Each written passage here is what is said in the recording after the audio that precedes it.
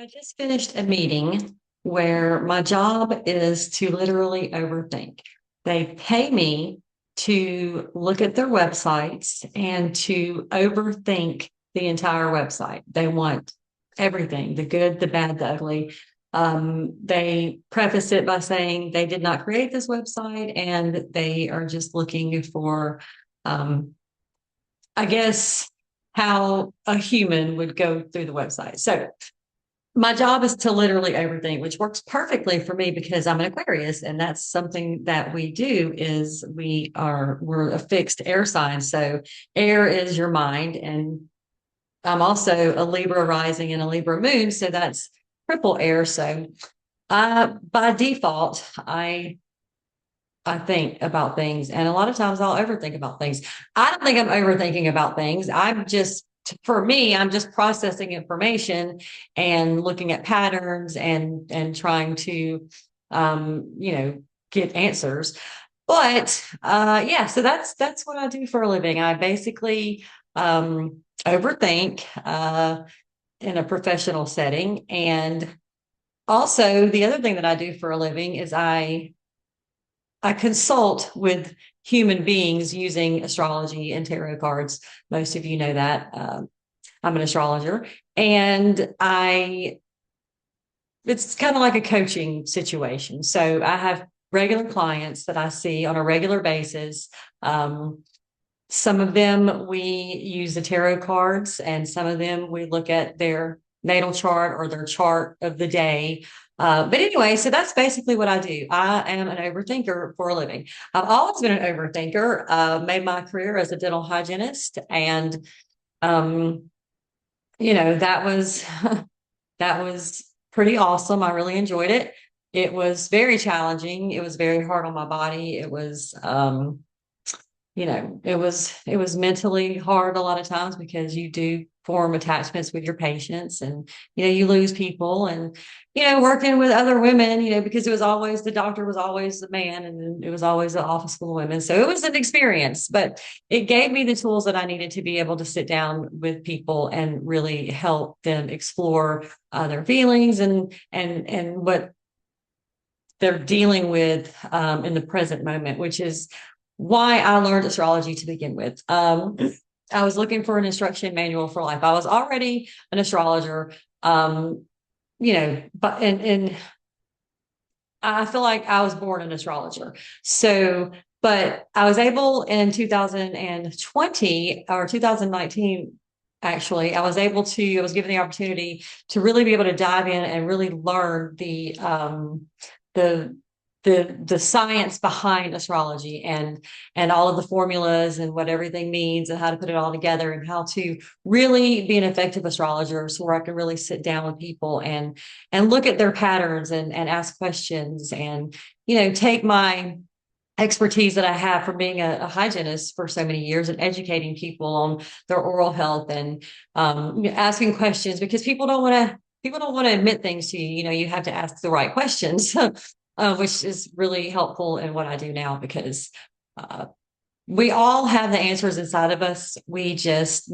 Sometimes we just need somebody to help us find the answers that are inside of us. So that's basically what I do. So anyway, I just want to hop on here and say, I'm an overthinker. That's part of my personality. If you say something to me and it doesn't make any sense to me, I am going to, if I care about you, let me be clear. If I don't care about you, then I don't care what you say. But if I care about you at all and you say something to me that doesn't make any sense to me, um, I'm more than likely going to ask you to give me an explanation based on your train of thought thinking.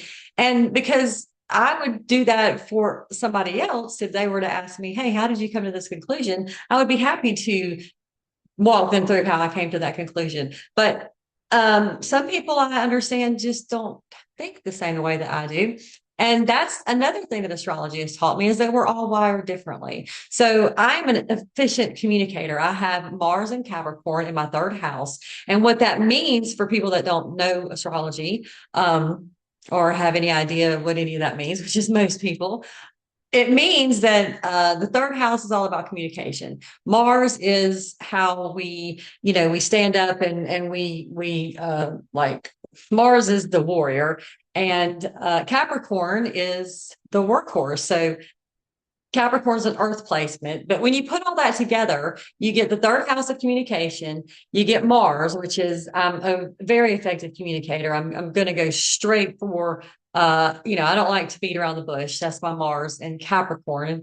And if you know anything about Capricorns, if you know anybody that was a case that was born in December, end of December into the first part of January, they were Capricorn, and they usually have very good work ethic. Like if you look at a Capricorn, they probably have their own business. So the point is, that's my only Earth placement, which means that everything else is in my mind. So I'm constantly thinking, I'm constantly breaking things down, I'm constantly looking for patterns, I'm constantly asking questions. I don't take anything at face value. I don't even care if I see something from I have to see it with my own eyes. And I mean, in person for me to even believe anything these days. So that's who I am.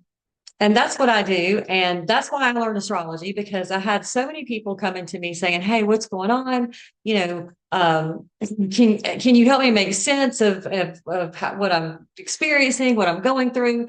And I had already started the journey of trying to find an instruction manual for life. And I know the Bible's an instruction manual for life. And I've read the Bible several times. I've read the Quran. I've read, you name it, I've read it. I have been looking for an instruction manual for life forever, ever since I've been alive on planet Earth.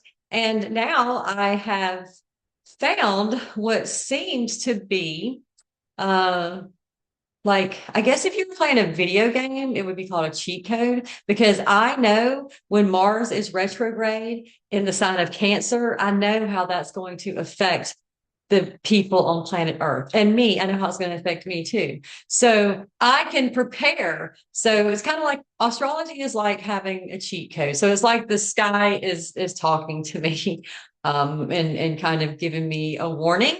Or, it's kind of like space weather. It's like, when you watch the Weather Channel and they tell you it's going to rain this afternoon or it might rain this afternoon, take an umbrella. It's the same thing. If Mercury is retrograde in Cancer, then there's going to be some misunderstandings on the emotional level, because that's what Cancer is. And that's what happens when Mercury is retrograde, usually. So because I know that, I'm able to, for the most part, avoid it.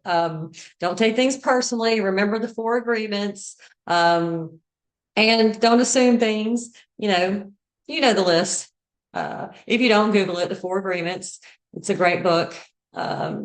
But yeah, so that's basically why I learned astrology, and that is how I use it in my daily life to not help just myself, but the other people around me. And to also, because I'm able to keep myself balanced, because I'm able to look and see, like, okay, Saturn's retrograde right now. Well, I was born with a Saturn retrograde. But for the other people that are experiencing this energy, it may feel, because Saturn is the planet of boundaries and restriction, because they're not used to this energy, it may feel restrictive, or they may feel suffocated. For me, when Saturn's retrograde is, since I was born with a Saturn retrograde, I feel more in flow. So I was also born with Mercury retrograde, so I feel in flow when Mercury is retrograde as well. However, I still find it very important to make sure to keep an eye on where the planets are and where the moon is and the aspect that it's making to the other planets and what signs that they're in. Because I have found, and if you don't believe in astrology, then I'm sorry to tell you this: astrology is not a belief system. It's not a religion. It is what it is. Astrology, there is a sun, there is a moon, there is Mercury is there, Venus is there. You can go read your Bible. The three wise men were astrologers, and they were able to find the Son of God, Jesus, by following a star, which was Venus, and which was in the sign of Virgo at the time, which was the Virgin who gave birth to the Son of God. So, I mean, we can go down this rabbit hole. This is, a lot of people love talking about this with me because I have such insight somehow. There's not a lot. I say a lot of people like talking about it. There's really not a lot of people that I can talk to about this, but there are some, and the ones that I can talk to about it, we have the best conversations, which I'll probably start recording actually. Okay, well, that's it for now. I'm gonna get some more material together in reference to the astrology group meetings that we're going to get started. And I hope everybody's having a great week. It's Wednesday, y'all.